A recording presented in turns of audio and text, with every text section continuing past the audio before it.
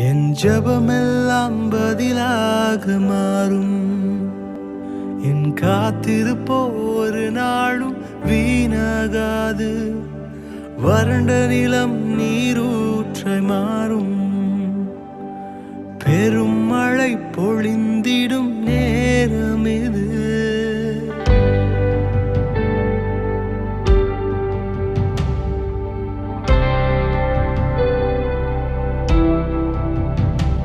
என் துதியெல்லாம் ஜெயமாக மாறும்.